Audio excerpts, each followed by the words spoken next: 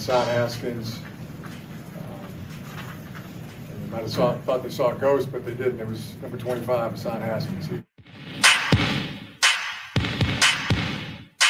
Good afternoon, everybody. Welcome to this afternoon live on this Monday, November the 29th, as we're ready to get things underway in the last couple of days here in November. Just one more day after this, then we're into December. But guess what? Michigan's going to keep playing as they have a fabulous weekend, an historic weekend at Michigan Stadium, and they beat Ohio State. You know that by now.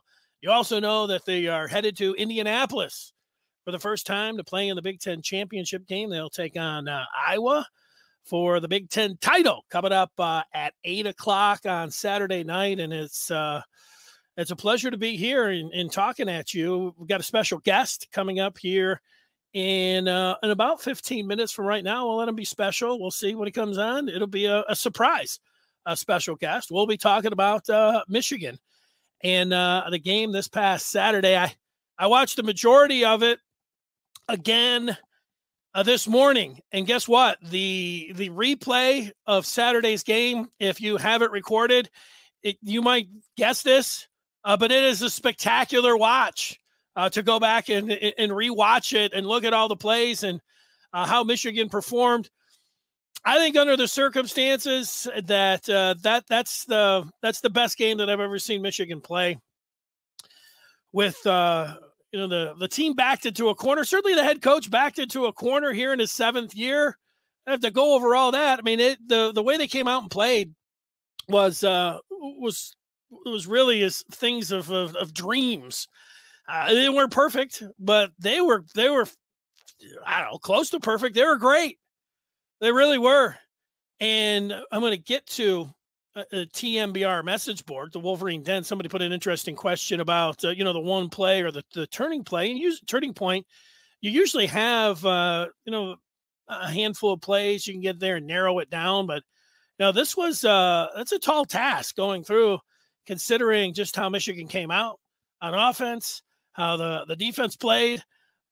You go to the different units, from offense to defense, the offensive line, the defensive line. I mean, it was an historic performance and one nobody's, I don't think, ever going to forget here. And there's a lot of great things. Some of the things I would say for me, I mean, here it is on Monday, and it's still, I still feel it. Not even trying to feel it. I still feel it like the afterglow, whether it's, calls or messages or, just online, social media, just riding the wave and everything else. People just the people that really like Michigan, obviously feeling great, about this weekend, and they should enjoy every second of it. And, there's parts that nobody's ever been to this point as a Michigan fan, because Michigan, hasn't been to a Big Ten championship game. So, but just to get another week, that happens at the end. You always wait to the build up and everything else. So it's the NCAA tournament. You get there and you like the team so much, and then it can all go right out the door. But you get another week. You get another, at least. Well, you're going to get a bowl game too, but you get another week with this team. And man, now all the different possibilities that you think about. You enjoy this week. You get to Saturday. Saturday since they've been doing the championship games, I've it's just been, what has it been? I don't know about bittersweet. I don't know what the sweet part was. I like football, so watching football all day and watching the championship games. I watched them all, but yeah, you always think about what it would be like if Michigan was actually in here. Well, now we know, and I was a little bit shell-shocked in a good way on Saturday. When you see a team like, can they do this? Can they do that? Can they really? And they did all of that. And it all came together for them, which was, a fabulous thing to witness. But I go to, waking up on Sunday, and I just recall most Sundays throughout the 21st century. And I wasn't thinking about this like, boy, I can't wait to get up on Sunday morning and what I'm going to feel. I didn't think that. But I woke up on Sunday and I remembered all of the bitter Sunday mornings here in, since 2004, really. But one that was different, just waking up and being like, oh my God, I guess the sun's up, but wow, you know what? This is not any fun. This is not going to be a good day, and it's not going to be a good week sports wise. It's just, it's crushing, hollow, all the things but waking up and feeling like, hey, wait a second, where am I? Check the score. And here it is. It's real. And here it is on a Monday. It feels pretty real. And I'm feeling pretty good about it. I'm going to read some of these messages from our board, the Maize and Blue Review, Wolverine Den, about just that one play. If you're somebody that's watching on YouTube live right now, you could also go ahead and put a message down there about the one, if it was a turning point or a key play in this game. I'll talk it over. There's probably, I don't know, 50, maybe that sounds like too many. Good 25 plays that I could go to off the top of my head, talk about it like, oh, yeah, that one was great. Let me go to the broadcast. And Gus Johnson called 3 plays, and I'm going to talk about all 3 of these. And then this particular player. Here is a Gus Johnson who called the game with Joel Klatt on Fox on Saturday. And here's a call of 3 specific plays from Gus. C.J. Stroud steps up in the pocket and goes down. Michigan gets pressure. Guess who? Aiden Hutchinson. That was a 3rd down. This is a 3rd down. Steps up in pressure and goes down again. Aiden Hutchinson with the 2nd sack of the day. Stroud again on the play action fake. Steps up, sacked again. Aiden Hutchinson. That's his 3rd. This kid is unreal. Yeah, the 3rd one wasn't on 3rd down. The first 2 were, but the 3rd one, it was finally, they'd flipped him a few times, from left defensive end to right defensive end, Ajabo and him, moving around a little bit. That was, seemed like a smart move by Mike McDonald. Don't know where, how they're going to, slide their coverage or their protection or whatever else. But on that 3rd one, Ajabo made Stroud move up into the pocket. Hutchinson was kind of engaged, and he just couldn't slam the quarterback down to the turf there. And, there's a part about this, and it almost goes back to the entire thing this year, like in the off season, there were a lot of Michigan fans, Michigan people that are saying, why would this year be different? And they're offering up, well, they've changed the staff over, you got a new defensive coordinator. You've got the young staff, which is bringing a lot of energy. If I heard it once, I heard it, 25 times about, the new staff has brought this energy, and it feels differently. And it's like, I've been around the block enough times where, I've seen different staffs and different things where, am I really buying into a new staff's energy and how it's going to be different? After last year, I wasn't buying into that. But I also, as great as Aiden Hutchinson is, a couple games ago when people are like, well, what about Aiden Hutchinson? Actually, was it the first that I heard? It was after Josh Gaddis came out. I think it was after the Indiana game, and Josh Gaddis was like, oh, you know what, the Heisman list, this is the guy, or the number 1 pick and all of that. And number 1 pick, I don't want to see him go to the Detroit Lions, but number 1 pick is awesome. Maybe the Lions would trade out, but he's playing like a number 1 overall pick. And the thing about the Heisman Trophy here, I thought heading into last week, that Kenneth Walker III was the front runner. But he got completely, shut down against Ohio State. And, C.J. Stroud entering this week was the favorite for the Heisman Trophy for the most outstanding football player in the country. And, Stroud was good, but he wasn't better than 97. And the way 97 played on Saturday, and it wasn't just those 3 sacks. The, Pro Football Focus puts out a lot of different things, but they look at pressures. And since they've been recording quarterback pressures, what did he now have? 14 pressures for Aiden Hutchinson, the most. And some of those plays, I'm sure you've seen the replay of Hutchinson coming off the end. And I don't know if it was 78 who had a terrible game for it. Nobody could stop him. he's shoving him into the backfield like he was, 5'10", 195. Just an absolute wrecking crew, one-man wrecking crew, but fit into the team there, and with a Jabo on the other side, and the whole defense playing that way, but led by 97. This is the year where, so Stroud's out of the picture, Kenneth Walker's out of the picture, and then people are talking about, well, Bryce Young, he got the job done there for Alabama. It's a quarterback award.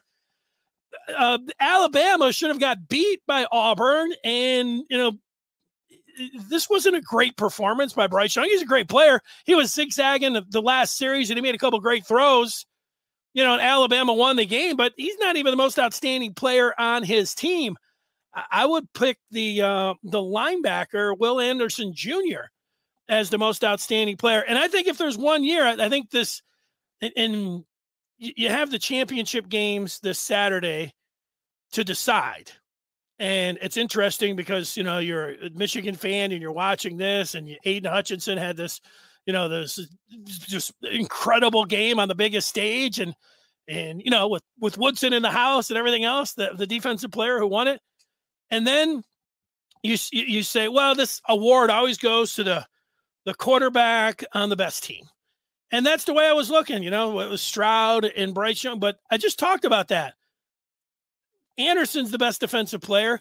If I had to make my list right now going into Saturday, if I was a Heisman voter, Jordan Davis, remember watching the big defensive tackle from Georgia in the first game this year against Clemson, and it was like, look at this guy moving, for the Dogs and dominating the game.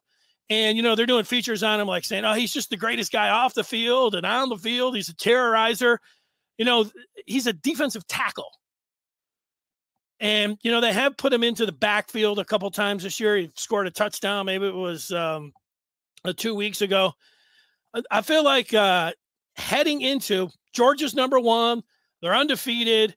And when you say, well, what makes Georgia special? It's the defense. And who's the spearhead of the defense? It's Davis, their big defensive tackle, right there in the middle of the defense. I would put him 1 on my list right now heading into Saturday. Number 2, I would put Aiden Hutchinson. If you want to say 1A, I think for these two, who comes out? Georgia's playing Alabama. If Davis comes out and just swallows up, the Tide running backs, breaks through, maybe slams Young, who's on that Heisman list, slams him down to the turf, maybe Davis could win the Heisman Trophy. But if Aiden Hutchinson plays like he did last week, I think Aiden Hutchinson is in with a chance to win the Heisman Trophy. And I know that's here we are on a Monday after beating Ohio State talking about that, but it's like everything's on the table now for the Wolverines. And speaking of the Wolverines, here's somebody who played for Michigan who joins us here on the broadcast on TMBR, and it's Jared Wangler, who you see on the screen if you're watching right now. If you're listening on the podcast, you'll hear him here in a second. Here he is, Jared Wangler. How are you, Jared? I'm doing great, Dennis. How about yourself? Man, you know what? This was quite the weekend for Michigan here, and just what it means for everything when it comes down to the football program. Where'd you watch the game at? I was at the game. I was in the stadium, man. One unbelievable atmosphere, arguably the best atmosphere I've ever been a part of. Yeah, well, so tell me a little bit more about it. When you're in there, what did you think heading into the game, and when did you think like, oh, okay, this Michigan's in for real here? What did you think heading in, and when did you think maybe that it was their day?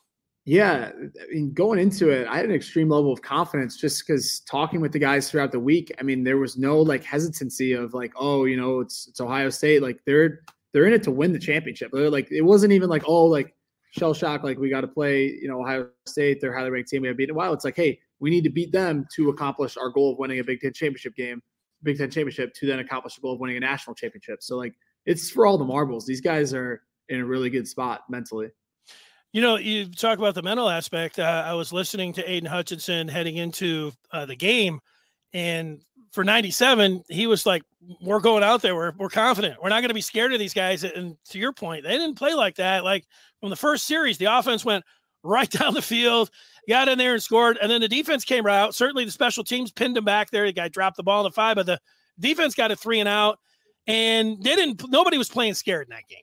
from Michigan. Absolutely not. And that's the thing too, is like Ohio State, they're good for a couple of really big plays. And as you saw, there's a couple of third downs where they capitalized, made some really big plays. But it's a testament to the culture of that team and the coaching is that the adjustments were made, and then they don't let those big plays turn into scoring opportunities, or they limit them to 3 points. So it was just all around probably the best called game, like from the coaching staff. Their scheme was phenomenal, and the team just, we bullied them around, like up and down the field. We played great. So just an awesome experience. Take me back, Jared. You played for Michigan. Did you come in on hoax last year and then went in with Harbaugh, or were you there for Harbaugh's first year? How did that go? Hoax first year. So he recruited me out of high school, redshirted as a freshman, still just trying to get my footing down. And obviously coaching change happens after that. I have nothing but great things to say about Coach Hoke. He's a phenomenal person. But yeah, played for Coach Harbaugh for 4 years, and it's just awesome to see that now and stride. I think he's really hitting his stride. That's the best way to put it. Yeah, well, you know what? You can give a thumbs up to Brady for San Diego State going out there and 11-1, I think. So fabulous year for Brady Hoke. I'm a big fan of Brady and Laura and the entire family there. So I have nothing but respect for Brady Hoke. So the Jim Harbaugh comes in, and so you saw it, and from a fan standpoint, everybody was lifted up and was thinking about this day. So I don't know, like you're in a pretty unique position to, have seen the coaching change and the feeling around the program, and to then what it was like on Saturday. How do you explain it to people? I mean, I think everybody, like, it's such a high profile program, right? So everyone's kind of seeing the evolution of coach's tenure here. And it's just this year he's just done a phenomenal job, right? Like everyone calling for his head a year ago and now to where we're at now. I mean, he should win coach of the year, right? I mean, he's done such a phenomenal job. The staff that he has in place right now is unbelievable. This defensive staff, you can't say enough about. And I mean, you look at guys like Sharon Moore. I mean, you look at just Mike Hart. I mean, all these guys in the offensive staff, the guys are responding so well to them. So, I mean, it's no secret, right? You see it on the field. You see them in the press conferences. You see all the players gloating about how great of a culture it is right now and how they'd run through a brick wall for their coaching staff. And that's what it's supposed to be. Like, that's what Michigan football is. That's what my dad and all those guys talk about with Bo Schembechler. Like, they have that relationship right now with the staff.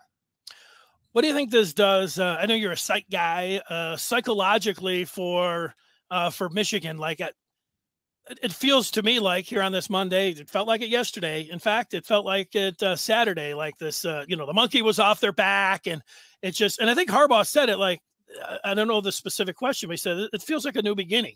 Like, right. It's a new beginning for Michigan. And it kind of feels like this was what everybody was waiting for. And people were hoping that, heck, in 2015, it looked like it was going to happen there. Certainly in 2016, it looked like it was going to happen, with the spot and everything. But here it is. And to his point, it does feel like it feels different. And maybe it is a new beginning. But what about the psychology of getting this win and getting the Ohio State monkey off their back?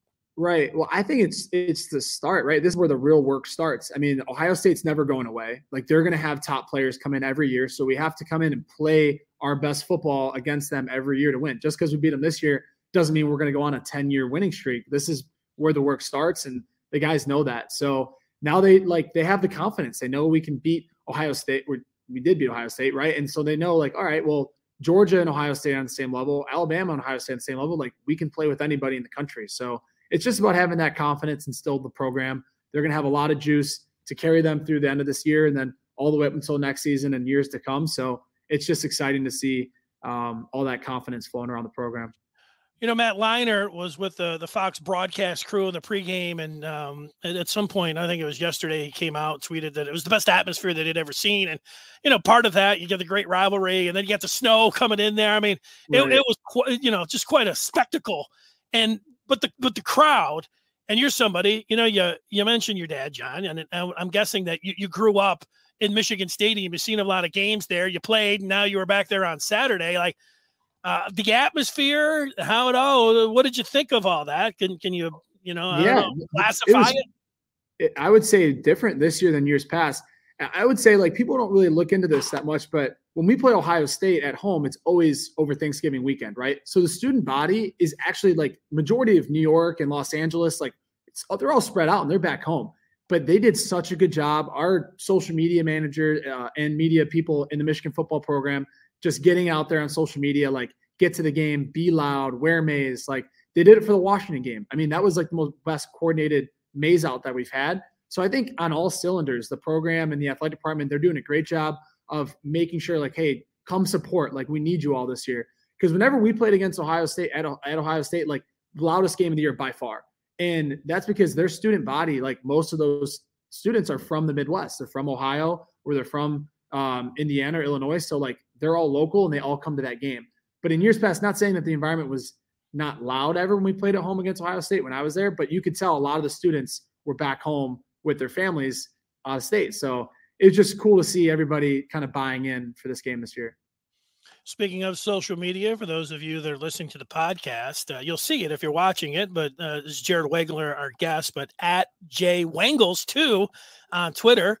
You're probably already following him, but maybe there's one or two that are not. So you want to jump on Twitter at some point and give him a follow. So I don't know, were you around a bunch of former Wolverines, family, by yourself? Well, where were you in the stadium? Yeah, I was with family, and it was just everyone came back in. They all live out of state, so it was cool to be there. And then all of our former teammates were in town, so tailgated with them before and saw them afterwards, and just like an overall feeling of just happiness for these guys in the program right now and for Coach Harbaugh. Yeah, I mean, I was taking a look at all of it, talking about social media, everybody's little different video. I saw dudes, 50, 60 years old jumping down, running out on the field, making snow angels and things like that. What did you do after the game? Oh, storm the field. Yeah, I was with the guys. I was, I don't know, probably 20 minutes into it. I like locked eyes with Aiden. We ran over each other, just started shaking each other's heads, like David Big hug. Saw his mom, Melissa, and his sisters. And it was just overall, what a cool feeling for just like a great family. Like they've just done everything right since day one. So it's just really cool to see that for them in his senior year. I know he wanted this more than anybody, and they went out and did it. Yeah, Aiden took a great selfie in the stands. I think his mom, I don't know if it's, he's about 20 other fans, behind him. And it's just a great picture. The other one to me is Juwan Howard coming up and hugging Jim Harbaugh, a little bit of a video there. You mentioned Aiden Hutchinson, and right when you came in, I don't know if you heard me talking about it, and it sounds like a little bit of a slant, just like towards Michigan, but I don't think it is. I think it's one of these things like this particular year, how things have shaken out. This should be the year of the defensive player. When Georgia, their defensive tackle, he's their best player. I mean, you want to start talking about Stenson Bennett or no, it's Davis. Their defensive tackle. He's their most outstanding player. The most outstanding player on Alabama. They've got good wide receivers and Mechie and the quarterback Young, but Young wasn't good in that game on Saturday. But Anderson, their linebacker, he's their most outstanding player. And on Michigan, Haskins, you want to put, but Aiden Hutchinson put on such a performance there. I think he should be right there with a chance if he comes out and puts on one of these, Charles Woodson taking a punt back or Desmond or something. He gets a strip sack this time and falls on it, and the refs don't take it away from him. I think he could win the Heisman. What do you think? 100%. I don't even think, obviously, he's going to go out and do what he does this Saturday, but regardless, he's had his Heisman moment, right? He broke the sack record here at Michigan. We're the most storied program in college football. Like, what he's done this year, he deserves a spot there. It's in New York, I believe, right? The ceremony is. Yeah. Wherever it's at, he deserves to be there and deserves a shot at winning it. Because, in years past, it's usually been a quarterback or a running back, but there really is no like Lamar Jackson type guy, or there's no quarterback that's separated himself. And defensive players like him, they disrupt the entire game, and that's what he's done every game this season. Yeah, who knows? The Downtown Athletic Club is in New York, but it might be one of the situations with COVID. They might be doing it, some other way. But I was rewatching the game today, and to watch him fire out of his stance and to either just bull rush guys, go around him, hold them, and it is a spectacular watch to go back. And he's a load. I mean, go ahead. They were talking about his pressures were unbelievable. Oh yeah, they're phenomenal. I mean, like if you can get, and that's the thing, people don't realize our scheme is so like our defense is playing at such a high level. If you can get to the quarterback rushing 4 players, like that just sets you up for success. And that's what we're doing. We're able to get home with Aiden and David and just rushing 4 our down 4 linemen. Like it's a huge difference maker. It lets us do a lot more things on the back end. Yeah, well, so from here they go to Iowa, and you talked about, you sounded like a former player there and a coach, and you were both, so not a surprise when you started talking about, they still got work to do, and this is the beginning here because they do have this Big Ten championship, and if they were able to beat Iowa, which they're a heavy favorite, but Ohio State was a heavy favorite over Michigan. How do you see this week playing out? Like, I'm just like thinking about the playoffs now and thinking about, heck, Michigan could play Cincinnati. They could probably beat them. Maybe they could beat Georgia. So I haven't, there's no way that I'm taking it, one day at a time, or, I'm taking it all now. But, do you feel like what you've seen here and with your background that they'll be able to do that?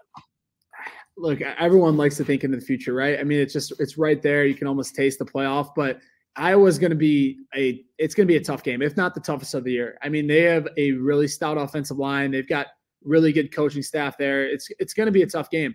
They're going to come out and they're going to play their best game of the season, as everybody does against Michigan, right? You went and saw Michigan State played lights out, their best game of the season against Michigan. Iowa's not going to roll over and say, oh, they beat Ohio State, so like they're just going to come beat us. Like, no, these guys are coming in because they believe that they're the best team in the Big Ten. So I think it's going to be a tough game. We're going to go in, we're going to play a great football game, and I'm looking forward to seeing us play on Saturday. What if I told you that Michigan beats Iowa and then gets the number 2 slot in the college football playoff and takes on Cincinnati and beats Cincinnati and then plays in the championship game in 2022 and, is in with a chance against Georgia? What would you say about that? I'd say, yeah, we should all have that confidence that our team can do that. But we got to win against Iowa on Saturday first. That's bottom line. No, that's good. I know where you're where you're at right there. That's to bring it back here just today. There's been so much so much good news, and I thought there would be a lot of good news after Michigan beats Ohio State, because you don't have to listen to people nationally like laugh at Michigan or mock Michigan. I mean, that's a hard thing to take. I'm sure it's more difficult for you than it is for fans and just people that are watching. Me, somebody that's been a part of it. What's been the best aspect since Saturday for you as somebody who played? And then you were a grad assistant for a year there, special teams coach? Yeah, I was working with Coach Partridge right after I finished, and so helping out with special teams. But yeah, the coolest thing to me is just talking to the players and their families. And it's not like a cockiness or arrogance in the program. Like, it's really just like a confidence and just happiness. Like, they're truly happy. I mean, this team got so much mud slung at them through the offseason. I mean, what odds for them, like for their win total this year was like 7.5 or something. Like, nobody believed in them. So they're just going out and having fun. And it's just really cool to see the senior class go out on a high note, especially playing their last game in the big house, and to go out that way. It's just really cool to see. I can keep you all day. I'll just fire some quick ones at you. And, Ronnie Bell coming back, we hear that news. That's great news. I mean, he got hurt in the first game, and, to see how the wide receivers stepped up, even in this game here, different guy. Roman Wilson went down, then it was Andrell Anthony who stepped up. Seemed like Cornelius Johnson was there the whole time, but a fabulous group of wideouts here. AJ Henning got going. He was huge, returning punts and scored that first touchdown. He was fabulous on Saturday, but having Bell back, that's a real boost here for this team. And great news after. Yeah, absolutely. Yeah. I mean, you have a big playmaker, a guy who can stretch the field, a really, really good locker room guy. So I think it speaks volumes that it's just like, hey, are you coming back? Like, yeah, absolutely, I'm coming back. So these guys are teed up, right? We're going to finish this year strong, and I mean, we're just going to build on it for next year. And we have a lot of talent that'll be on the team next year as well. So. Jared, tell me this, the name, image, and likeness started this year across college sports. And, Michigan had some big-time visitors in this week. And, there was one guy who committed to USC, and then he went to Alabama, and then he opened things up. He's a corner out of California named his name is Damani Jackson. And he's a childhood friend or a friend of Will Johnson, Michigan commitment. And he said it was a dream, to come to Michigan. And, I had heard, I don't know if Michigan was presenting him their ideas and what can happen with name, image, and likeness. And a lot of people ask me, like, why isn't Michigan having this Publix, like saying, hey, come to Michigan. This is what they can do for you, whether it's going to put a number out, whether it's going to be specifics about, hey, you know what, you can work for Jared Wangler and, you can make 50,000, whatever it is. How come it's not public? And how do you think they're approaching it? Yeah. Well, they're approaching it how they're supposed to be approaching it, right? They're not allowed to facilitate any sort of NIL activity. Like, it's been very clear in the state law. But the beauty of what my partner Nico and I have put together is we're a third-party group, right? We're our own private company, and we have a great relationship with the athletic department, and they have an understanding of how we're operating and what we're doing. And so we have a trust built there, and we're working with a lot of the athletes, and we already have deals set up with the MDN where these guys are making $20 per jersey sold. They're making money off of jersey t-shirts. They're doing signing events. And so, like, yeah, there's kids not just getting Porsches thrown at them for committing, and the media makes it out to be like they're given a Porsche, but it's really just like a short-term lease. Like, there's a lot of schools in the SEC that are used to, I think, recruiting a little bit different than us, and they're using NIL to recruit that way. But what we've been building out over the last 6 months, and what we like, the month of December, I'll tell just everyone be prepared. The month of December will be really fun for NIL with Michigan. There'll be some cool announcements being made. But yeah, Michigan's embracing it, but we're not going out and just doing these one-off deals with car dealerships and making it seem like we're giving kids free cars, because that's not what NIL is about. There's a lot of opportunity for student athletes to be compensated for what they do on the field, and being at a place like the University of Michigan with the biggest brand in college sports, there's going to be some trickle down and really good opportunities for the student athletes. So just, yeah, everybody there'll be some cool announcements coming soon. Jared, that's one of the greatest teases I've ever heard, from somebody that's in radio. Stay tuned. Michigan fans are going to love it when it comes down to the NIL here in December. I mean, that is action-packed. How do I get one of those? Is it easy as going online? I see your shirt, and I see the V there. What's yeah. We sell all of our stuff through the MDN. So yeah, and Dennis, I'll make sure we can get a package put together for you all in the studio. But we sell directly through the MDN. So any Valiant apparel, jersey T-shirts, Valiant, Michigan versus everybody, all that stuff is like the student athletes get compensated for that. So Michigan versus everybody, if anyone's seen that, there's knit hats, there's sweatshirts, there's T-shirts. A percentage of that sale goes back to a pot of money that gets evenly distributed amongst the student athletes. So like, there's ways you can go out and support. And the MDN, they really need to be commended. I think, like, out of any company in the United States, like, they have taken like the most direct approach to making sure the student athletes are being taken care of. So if you guys want to be able to support the student athletes, there will be some opportunities through the MDN. Another thing to stay tuned for. That is, have you noticed with your analytics or anything else since like Saturday at around 3:30, it's kind of like this, and all of a sudden, oh yeah, it's awesome. It's awesome to see, right? Because you can see in real time after a big performance from a player what their sales are on their items, and it's cool. That's the way it should be. Like, they're playing at such a high level. They're giving everything to the University of Michigan, and it's awesome that the fans now have an opportunity to support them. Jared, I appreciate your time. I do 2 segments every day at 1 o'clock. One is a recruiting spotlight, which I'm going to get to. I also do a memorabilia minute, and I've got a couple old, ticket stubs from this year that I'm going to be throwing out there. But if I could ask for an audible, that helmet back there, is that your helmet from when you played there?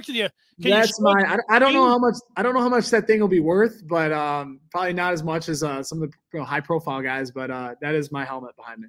No, it's looking pretty good. You got some of the stickers on there, so that's bad. You can get it. There you go. We got some. Let's see that thing. We got some stickers. We got some battle scars up front. Classic fullback helmet. That is awesome. Now that's the memorabilia minute. There you go. A real helmet there. Anything else that you want to tell people about that they can go out there and what you're doing and what you're involved with, and now's the time to do it. Yeah, stay tuned. There's a lot of really exciting things taking place in the NIL space at the University of Michigan, and there will be opportunities to engage and interact with your favorite athletes. And we're just excited to bring this to Michigan. I think we're just scratching the surface of what this can be. So stay tuned. It's going to be an exciting month. Great tease. Thanks for coming on, engaging with the Maize and Blue Review audience. It's great to talk with you. Enjoyed all your insights there, and we'll see you down the road. Best of luck. Thank you so much. Talk soon. Thank you, Jared. We'll see you. Bye. There he is, Jared Wangler, a former Wolverine, joining us here. And you know what? My cheap little memorabilia minute was. I'm just going to show you here. I was not at the game on Saturday. I have stayed away from large gatherings. Still, here at the end of 2021, I love to go to stadiums. I love to go to games. Nothing more over the last 25 years that I've enjoyed doing. I have gone. So my only mementos are these tailgates that I was working, where I was doing a broadcast before. And there's some really nice ones, but what am I going to do? I should have thrown all of these out, but I'm undefeated. And then this particular one, why would I do anything with this one except keep that one around? When I keep it forever, probably keep it over there in the back of the studio. We'll hang that one up next to the Valiant T-shirt that's sent on down that will hang right here. All right, let's get to that recruiting spotlight. And, for that, Michigan has picked up. We figured that there's going to be some good news when it came down to U of M and things that are happening since this game, the victory. There are a lot of different players that were in. One of the players that was in was a defensive tackle, not for this upcoming year, but for the following year, Joel Starlings, a defensive tackle, 4-star, and he becomes the second commitment for not this year, but the following year. In Michigan off, they got a left-footed kicker, Adam Samaha, right out of Ann Arbor, who I was watching easily kick 50, 60-yarders, not in a game, but nice and easy breezy, just banging them through. Looked like they would have been good from 70. I'm all in on a 70-yard kicker.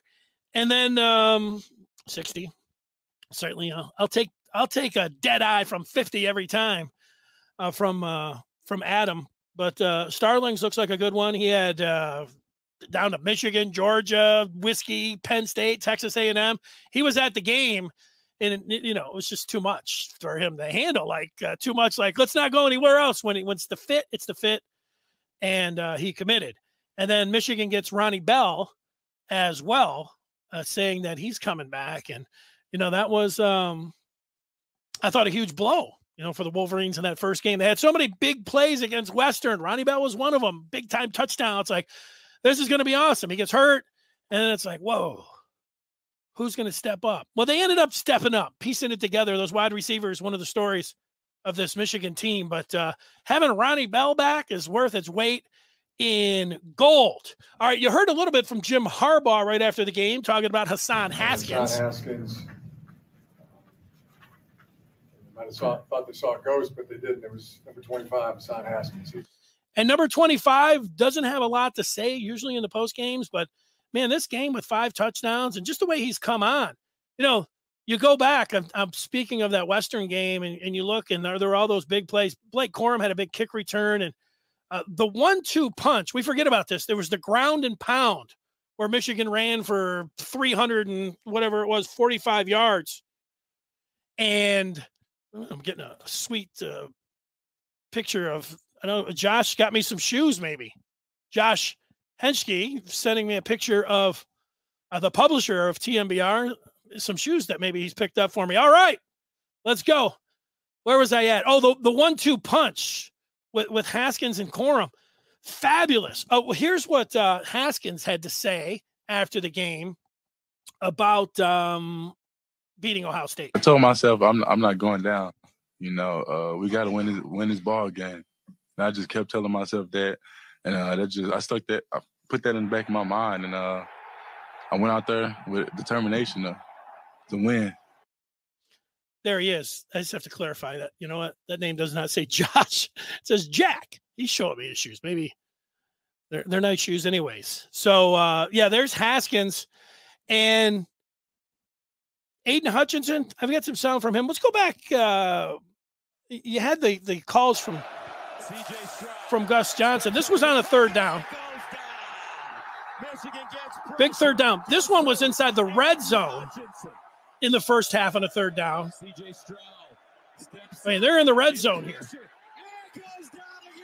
That's huge. And then Ohio State was moving the ball a little bit, and then he came up from the left side, was engaging. Ajabo moved Stroud forward. Boom.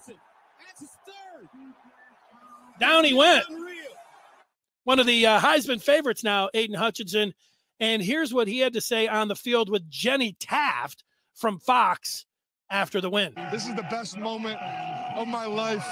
I manifested it. I'm here with my family, with my teammates on this glorious day that we just beat Ohio State. You know, it's some great audio there. I think like the Cookie Monsters in the background there, if I could play it again. It's one of the great sound bites of all time here from Aiden Hutchinson, having the game that he did, you know, him talking about how much he meant. It meant to leaving it all on the field. But then you got, you know, the Cookie Monster in the background. This is the best moment of my life. I manifested it. I'm here with my family, with my teammates on this glorious day that we just beat Ohio State. Yeah, the snow's coming down. They just beat Ohio State. Now they're on to the Big Ten championship game. That's pretty awesome. And there's been a lot of great things since Saturday. And one happened kind of out of the blue last night watching Sunday Night Football. Mike Tirico was in for Al Michaels. He was on with Chris Collinsworth, and the Baltimore Ravens beat the Cleveland Browns. And here's Tirico on NBC last night at the end. For the week, the final tally is Harbaugh's 2, Ohio nothing. You've been waiting all night for that one. It allows me to enter Ann Arbor safely when I return home. I feel like I want to impersonate Chris Collinsworth's laugh. Let's try it again. The final tally is Harbaugh's 2, Ohio nothing. You've been waiting all night for that one. It allows me to enter Ann Arbor safely when I return home. I don't know. It's thanks to NBC for the audio there. It's good stuff. Oh, you want more? All right, let's see if I can pull this one up. Oh, we got some music going. All right, we'll hold that one. But this one, people were really mad, and they wanted to get back at Paul Feinbaum because they hate him so much. It's not a Wednesday on this program if I don't ask Paul a Jim Harbaugh question. ESPN. What do we think? Is this the year? Is this the week he finally does it? No. Greeny, you can ask me this question until I'm 150, and the answer is still no. I don't think this Michigan team, although they are better than they have been, significantly better, can beat Ohio State. This is a really good, if not great, Ohio State team. And I think there's something in Jim Harbaugh's brain. I don't know what it is. I don't really want to know. He is incapable, Greeny, of beating his biggest rival. It's not a Wednesday. Well, there he is. A lot of people wanted to go after Paul Feinbaum. And that makes me think about, what Jim Harbaugh had to say after the game. I recall when Harbaugh came in, he's taking shots. There have been a lot of coaches that go from college to the pros, Nick Saban being one of them, not having success, go back to college. But it usually doesn't happen where you go to the pros and have a lot of success and then go to college. But Jim Harbaugh did do that, and he came in, and he's taking shots right off the bat at Nick Saban, and with the satellite camps and everything else, and he was fast on Twitter and taking shots at other people. But as things went on, and when you're not winning, there was no Jim Harbaugh rising up and having anything to say. But after the game on Saturday, he came up with the some people are just wake up on third or whatever, the idea that Ryan Day, the Ohio State coach, was just gifted. This team and, sitting there on third, acting like, he built this thing from the ground up or something, whatever. However, I mean, it's going to rankle some feathers for sure. And, they're just going to use it from Ohio State. And, I'm one that likes to, I enjoy a little trash talking and that, but I've always wanted to advise like Harbaugh, like, no. But, over the years here, it's just, I think Jim Harbaugh, that's him. He's got to have that that what's your deal? Like, ready to fight, but he's going to say something and he's going to take a shot at you. And that's just in his DNA. They play this commercial with Serena Williams where she's Superwoman, and they've got John McEnroe over there, and he's like, you cannot be serious. And, John McEnroe was a great tennis player. But what I remember about John McEnroe when he played tennis, the lefty, and, I loved watching him play, and everybody did. But he was a super brat. He was crying all the time. And I'm not comparing, like, saying that Jim Harbaugh was crying. What I'm saying is that there was a part of McEnroe's game where he had to, like, throw his racket. He had to go to the official and scream and yell at him, even though if you were a coach or somebody else and say, hey, you're unraveling. That's not good for you. It dialed him in. And I think, that was part of him. And that's the comparison I make. I think Harbaugh has to get after, his opponent that way. He has to, take a shot. And, he had a lot built up there. So, does it matter? I hear people all the time say, none of that stuff matters. You know what matters? The psychology of whatever you're thinking about in your head, and whatever makes you wake up, and whatever gets you ticking to go. And if it is to wake up and to be tough and beat Ohio State and all of that. And if you wake up, if Ryan Day wakes up tomorrow and he's going to be like, I'll show you who's waking up on third. You don't think that can be a little extra motivation for him? I don't know. When I see these supremely successful coaches and athletes, as much as I hear everybody else, saying, that stuff doesn't matter. None of that. You think there's going to be an extra play or something? As much as I hear, and I get it, you should be able to be self-motivated anyways. But when I hear the very top athletes, like, who was it? I was watching Draymond Green on the Manning cast. Draymond Green got drafted. He didn't get drafted in the first round. He was able to recite everybody that got picked before him in the first round. He's like got an Andre Drummond at 10 and right down the list. They do it. The Last Dance, Jordan was over there and I remembered that.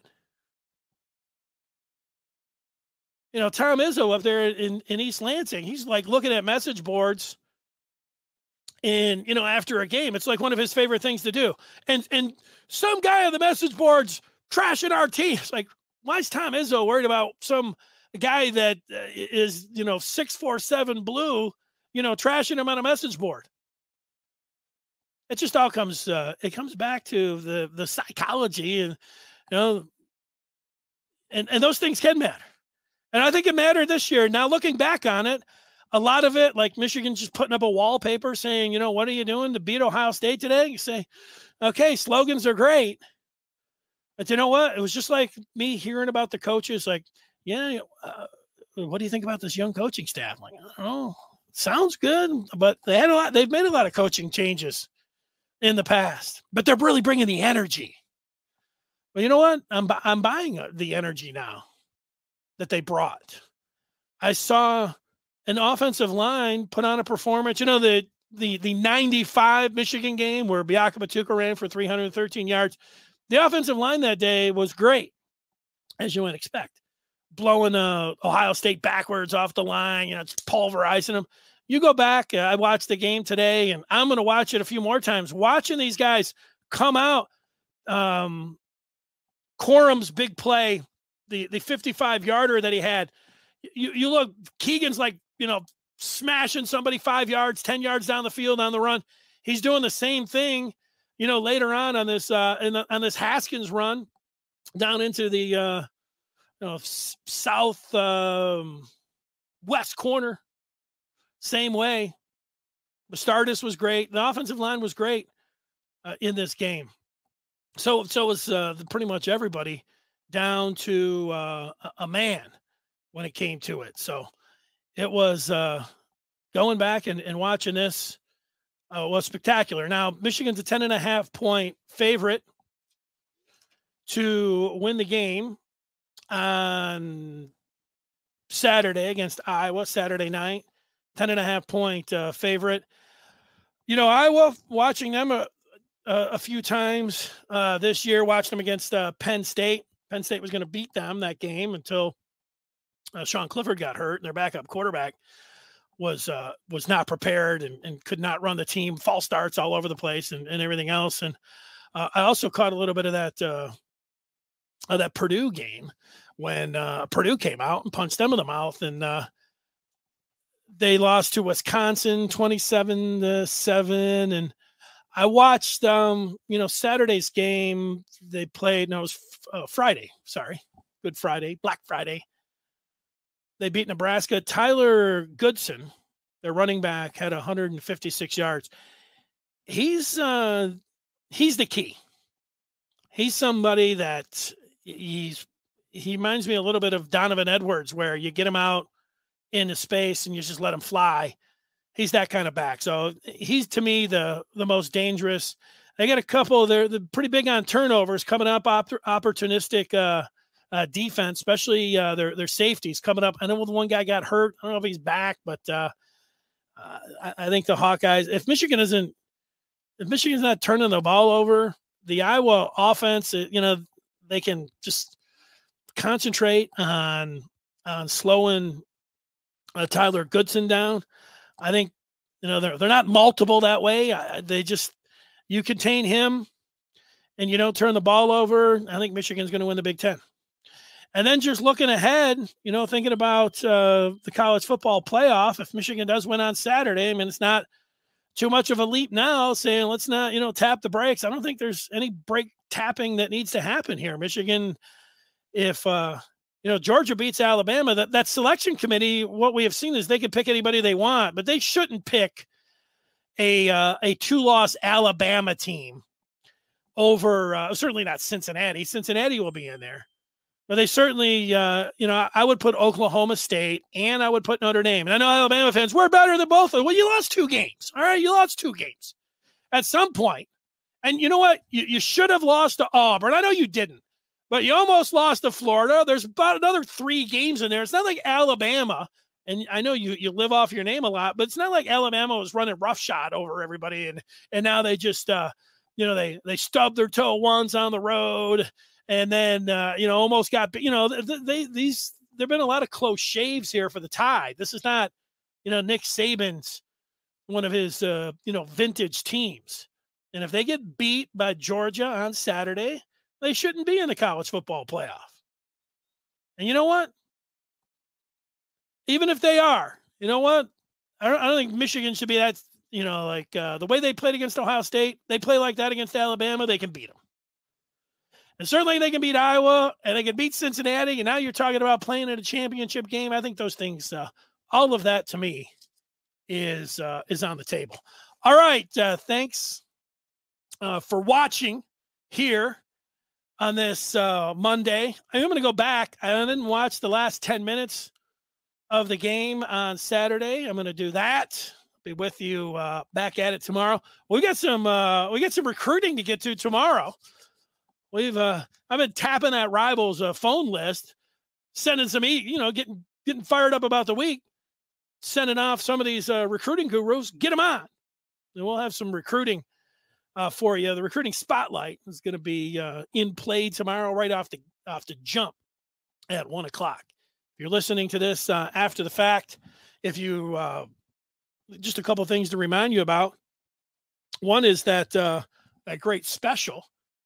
They broke it out on Black Friday, but here it is. If you're watching, you'll be able to see it in just 1 second. But if you're listening here to the podcast, you get a year of the Maize and Blue review, $20.21. Go to michigan.rivals.com, promo code RIVALS2021, and you can get involved on the TMBR message board, which I wanted to share with everyone here. On the message board, there was a post that was put out there about Michigan fans were talking about one of the plays that turned the tide. Now, 25 plays, 50 plays turned the tide in this one. It was such an incredible game here. I feel like Josh Ross in the opening series of the third quarter Michigan's linebacker, number 12, shot the gap. It was a 3rd and short, and came up and put Travion Henderson on the ground. I think it was Henderson. And it was 3 and out for the Buckeyes. That felt to me like one of the big plays or turning plays in the game. The next series, Michigan came out not with Hassan Haskins, who was awesome. It was Blake Corum, part of the 1-2 punch. And Corum ran for a first down over to the right side, and then he took it off to the left side, cut it back, and ran to daylight for 55 yards. I'm going to pick that play as my, and here I am picking 2 and mentioning 3, but I would pick that one. Like I said, you could pick, 50, but let's see what some of the folks had to say here on the message board about that one play. This one is from 9/11 Blue, who says it was the play where Roman Wilson got his helmet ripped off. Now, that was an incredible sequence. Roman Wilson's in the end zone. Brown, the DB, he does grab onto him a little bit, and then Brown proceeds to grab Wilson's helmet and rip it off and throw it down the field. Like, I don't know, I'm not exaggerating. It wasn't like he ripped it off and dropped it right there. His helmet went rolling on the field. Now, I think the proper call on that would have been unsportsmanlike. I wouldn't have been surprised. I don't know if it was the proper call. Let me back that up. It feels like to me that when it was happening that we were going to get an unsportsmanlike conduct both ways. And then I thought Brown should have been thrown out of the game, ripping somebody's helmet off. So, and so there wouldn't have been 15 yards against OSU, but they would have lost their defensive back. And you're going to say, okay, I think that's a direction they could have gone. But they also went with, they always say it's not the first offender, it's the retaliation. It always happens in hockey that way. It seems like 90% of the time. And, Roman Wilson with the little grab on the ankle or whatever you want to say, but then the helmet rip. All right. So it cost him 15 yards. The whole thing, you had 71 and 77 standing there like in front of him with a big blue wall. But it was great. It was great that they came to the aid of their teammate. They stood their ground, and yet there was no pushing and shoving there, just getting up in his face. Although Eric All, if you continue to break down that video a little bit, the Michigan tight end, he gets in there and, he's all over Brown. And then and it might have been Jay Harbaugh that circled around in there. The referee gets dumped between Eric All and one of the Michigan assistants. And, all of a sudden that could have been another. I think Michigan got a little bit lucky in that whole sequence where the whole temper's flaring. And I'll give credit to Michigan overall here.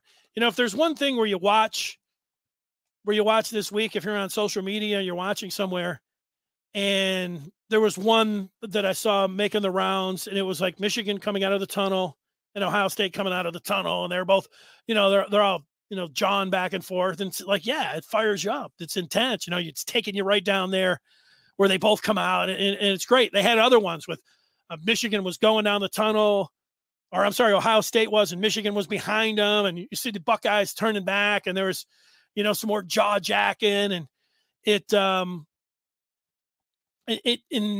when you watch this game, then you see like the highlights of Boston and Charles Woodson going at it, like they're, and a bunch of other ones like that. My point here is that when the tempers flare, you kind of know, like, you're going to be immortalized on TV, getting over there and forever, when you get one of these dust-ups, because they'll play it, and to restrain yourself enough where you're not pulling somebody's helmet off or actually getting a penalty and costing them, it's good that you didn't do that.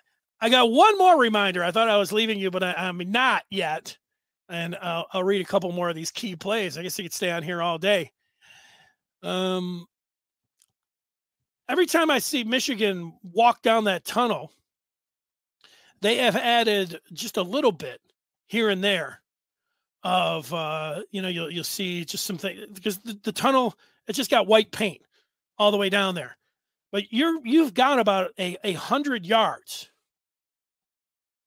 maybe 100 feet, maybe, of all of this available space. Now, I'm not saying put commercials up there, but what I'm saying is there's such an opportunity where you've got artists all around Ann Arbor. Probably they go to school there.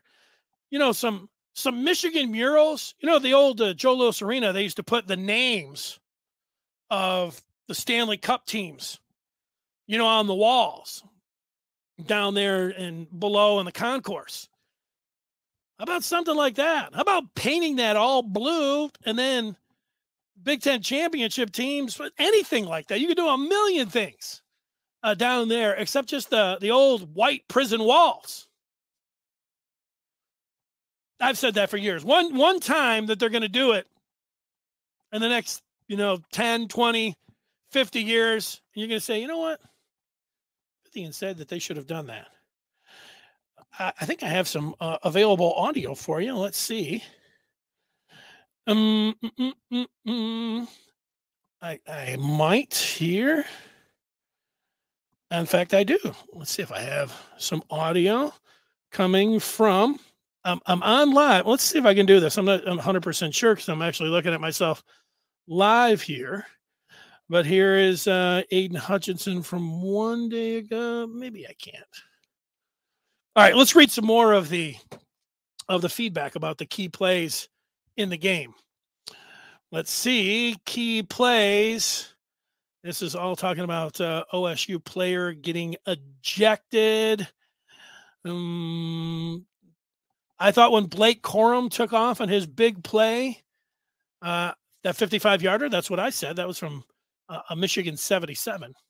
Here's somebody that doesn't want to say one play. He has like 6 or 7. I'll pull one of them down. He'll say the opening drive of the second half. That's the Corum series. Off to the right, first down, weaves for 55 yards, and then Haskins takes it in from the right side. So you have to pick one of those. Here's somebody that wants to pick. He's got 20 things here. Michigan. He's talking about Michigan just being a physical team. The most significant thing about the people love that helmet ripping here is what they're talking about. Let's see if I can get one more. Turn the tide, even if they took the lead. It came right when we took the lead back. The tone was set in the first series. People don't want to give it one play. And I get that. It's hard. It's hard to pick one play or if there was a turning point in this game. But, yeah, when Ohio State took the lead 10-7, Garrett Wilson made the spectacular catch and Stroud made the great throw. Michigan came back on their second series there of the second quarter. I think you can pick the 4th and 1 from Haskins. They had to go for on that series. How about Cornelius Johnson, 37 yards, flying it down the right side, looks back, boom, the ball's right there. There's a play for you. If you don't want to go with the 55-yarder, how about the Kojo 37-yard reception after the 4th and 1, and then Haskins takes it in for the 1. I'll go with the Cornelius Johnson 37-yard reception. Michigan's down at that point, 10-7. They just pick up a first down after a 4th down run, and Cade McNamara throws his best ball of the day. And when you see that, you're like, man, they should throw it more often. But, Kojo completely turns, boom, the ball's there. Spectacular play. And 12 plays, 60. That was Ohio State who came back and had it at 14-13 at the end of the half. But I'll go with Cornelius Johnson there or Corum, the 55-yard run. Seems like I could talk about this one all day. Are there any other plays that I would say that jumped out? Let me just look here. I take a look at the second half. A lot of Haskins runs, man. How could you pick just one play from Hassan Haskins? I kind of liked Cade McNamara taking off and running. You know what? How about Aiden Hutchinson? There's a play. I'd have to go back and look. I'll find this one. So he had the 3 sacks, but there's a video of him taking the tackle and throwing him like he's a 195-pound weakling at tackle, pushing him back, and then, getting a pressure on the QB. That particular play, considering the game that Hutchinson had and just how the defense played, I'll put that one in there somewhere as well. But that's one of the greatest games I've ever seen Michigan play. And, the ones that come immediately to mind are ones you could say, well, there have been other great games. Yeah, there have been a lot of great games. And so you start going like, well, Biaka Batuka, that was Biaka Batuka had the great game, and the offensive line was great. Michigan lost 4 games that year. The next year when they beat Ohio State, 13-7 and spring slip, Ty Streets, Michigan had also lost 4 games. So you go to a season and you almost always go to 97, because the 97 game, Woodson takes the punt back against Ohio State. Andre Weathers had a pick in that game, and that was, to me, the greatest game that I've ever seen Michigan play. Was it number 1 versus number 2? Pretty close. 2 top 5 teams. Let me actually look. I've got those rankings in 97. I'm going to say 1 versus 3 or 1 versus 2. Any guesses on the 97 game heading into there? Was it number 1 versus number 2? Let's see. 1997, 1 versus 4. What was this one? 2 versus 5. 2 versus 5. And so, here's what's going to happen with this game right here. The 97 Ohio State game, to me, was the greatest game that I've ever seen. Why? Well, Michigan was number 1, and it sent them to the Rose Bowl, where ultimately they beat Washington State and won the national championship. It validated that particular game.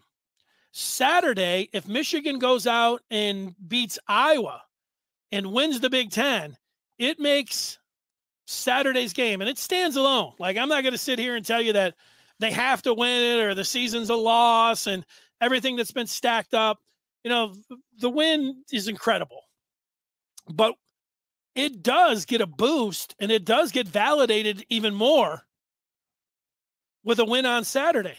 And that's when you start going back and you think about, the Washington game. When the Washington game happened, remember, it was a ground and pound. I enjoyed watching Michigan win that game, but there were a lot of people, myself included, thinking, is Michigan going to be able to play like this all year? Washington had lost to Montana. They've got to find a passing game. They can't just run the ball down everybody's throat. I mean, this isn't, 1976. They've got to be able to throw the ball. Well, they ran it down Ohio State's throat. But all of these games now that you go through, the evidence was there. A 1-2 punch. And really, I don't want to do this because, coach speak is coach speak. Before the season, Josh Gaddis had one of his news conferences, and he was sitting there and he was asked what the key was going to be for the offense and what about the speed and space and everything else. And he basically said that Michigan needed to get back to running the ball. This was going to be a run first type team. And I'm listening to that. I'm like, you know what? That's all cliche coach stuff. I've heard that listening to Michigan coaches for, as long as I've been able to listen to them and understand. They all talk about, we need to run the football. So I didn't pay much attention to it, but you know what? Josh Gaddis was being honest there. And it does make me think about the second half. I said this myself. What a beautiful game plan, from Josh Gaddis and Jim Harbaugh and the whole offensive staff. I mean, in the one series, it happened for sure when it was in the third quarter where Donovan Edwards had the one-hander. J.J. McCarthy came in, had a 33-yarder. Roman Wilson then on a flea flicker. It's like, they were empty in the playbook, and it was great to watch. But in the fourth quarter, they what did they throw, one pass? They had a couple where there was a pass interference, and then there was another one. There was an offsides, a free play when Andrel Anthony went diving out there. But mostly, it was ground and pound. And, if it doesn't work, I mean, it did. Look at you go, 0, 9, 8, 6, 2, 9, 3, 2. Yeah, you had a pass interference. But for the most part, it was ground and pound. Those things, one time it doesn't come through and people are like, myself. You got to be able to throw the ball. You got to do something different. But it all came together for him. It was a magnificent game plan all the way through there. I'll go through one more thing that I thought that Michigan deserves credit for here is that Jim Harbaugh took a lot of heat for playing J.J. McCarthy, especially in that Michigan State game where they lost. And this was the perfect setup for anybody locally or nationally in the media, fans and alike, where, it just doesn't work in college football, in the history of college football. Steve Spurrier tried it. Ohio State tried it against Michigan. Joe Germain and Stanley Jackson. Joe's going to play, and Jack's going to start. Joe's going to play. All those things. So we get there. So when it doesn't work, you're just setting yourself up for criticism. And so when McCarthy had the 2 fumbles against Michigan State, I knew that, just like you did, that he was going to get attacked for that. And what are you doing? Especially with the track record of the quarterbacks. I mean, it was there. I mean, it was such an easy criticism. And I thought that Saturday that McCarthy shouldn't have played. I would have gone out there with just the quarterback plan that they had at Penn State. McCarthy didn't play in Happy Valley. You get to this point, it's like, hey, let's just go with the game plan. Don't try to get too cute. But in this game here, every play that McCarthy was in for, I mean, he ran a couple himself. He was fabulous. He really was. Which does beg the question in the future. Like this Saturday, should McCarthy play? You know what? It worked for him this past Saturday. I mean, all of his plays were very positive. What about in the college football playoff? I think they're going to keep doing it. I don't know. Like I said, I wouldn't have this past Saturday. Now I'm aboard. I mean, how much you're going to flip flop? You got to be careful there. And they're not playing with house money or anything. They're trying to win Big Ten championship and then a national championship. It's fun to sit here and talk about winning a Big Ten championship, being one step away and being one step away from the college football playoff. One of the, there's 2 things just besides just, you have this extra week now. We don't have to look back at the season. Hey, what was your favorite play and where everything went wrong? Where'd it go right? And now, you get a chance to play in Indy, and Saturday is going to be an experience that I've never had, where Michigan's playing in the game at 8:00. It actually sets up pretty nice as a Michigan day. Michigan basketball takes on San Diego State at 1:00. You've got the Big 12 game going off right about then, but I'm going to be watching Michigan San Diego State. And then you got the SEC championship game. That's going to be a nice warm-up. Watching Georgia, Alabama. That's going to be a nice and is Cincy playing there too, right? Right in that same time slot. Saturday's going to be awesome. And then you get the nightcap with Michigan taking on Iowa for the chance to win the Big Ten for the first time since 2004. I mean, what were you doing in 2004? I played that Paul Feinbaum earlier, and I tell people, like, if you don't like Paul Feinbaum, just turn him off. Don't listen to him. Don't let him rile you up so much. People like getting riled up. What about this guy? He should, stick it, because they're sticking it to Michigan all the time. Usually, trolls and opponents like Spartan Media or Paul Feinbaum, they say things that are mostly true, and they just hammer that point. Like, Michigan had not beaten Ohio State, so that, but you just keep jamming it down your throat. I bring that up because I can remember, and it's been a few years, where it was College Game Day. I don't even remember what game it was at, but they had a picture of Miley Cyrus. And below it was like the last time Michigan had won the national championship, and they had a picture of Miley Cyrus, and she was like, I don't know, what was her name? Hannah Montana. Like, she was like 10 years old, like sitting there, like there was Hannah. And yeah, so it's been 2004 has been a while. It's been a minute. So being able to do that will be a heck of an accomplishment. And then, you know what? Is it gravy then? That's the question to you. Michigan wins on Saturday, wins the Big Ten for the first time since 2004. You know, takes the monkey of Ohio State, throws it off its back this year. Is then the college football playoff just gravy? No. In a sense, it would be, because entering the year, Michigan was just, picked to win 7.5 games. And then, to be able to get, but if you looked at the Final Four and the other three teams you were looking at, and you're like, wow, Michigan can't play with those teams. There's no way that Michigan can play. But you know what? That's not the feeling at all as we sit here today. Can Michigan beat, Cincinnati's deserving to be in there. They beat Notre Dame. And, no, they don't have week in and week out tests that, are as demanding as the Power Five. I get that, but they deserve to be in there. And their quarterback's nice, and they're a nice story. Also, they played some tight games that almost had them dropping out, even though they were undefeated in there. It's like, wait a second, beating Tulane by 2 points, you need to do a little bit better than that. But I'm saying all that because if Michigan plays Cincinnati, I don't have the line in front of me. I don't think it's like Cincinnati's going to be favored by 8 points or something. I think that's going to be a pretty low spread. Michigan might even be favored in that one.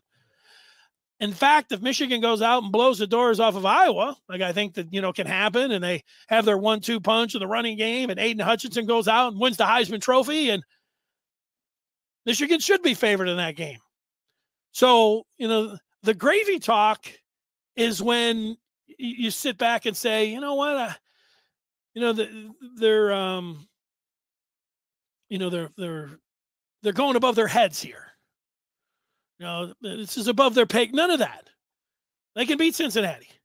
If Georgia beats Alabama, and Alabama should be bounced, and who is it going to be, Notre Dame or Oklahoma State? I've watched both of those teams. Michigan can beat Notre Dame, or they can beat Oklahoma State. Would I like to see Michigan play Notre Dame in the college football playoff? Yes. Yes, because, I'll take that. I'll take any of them.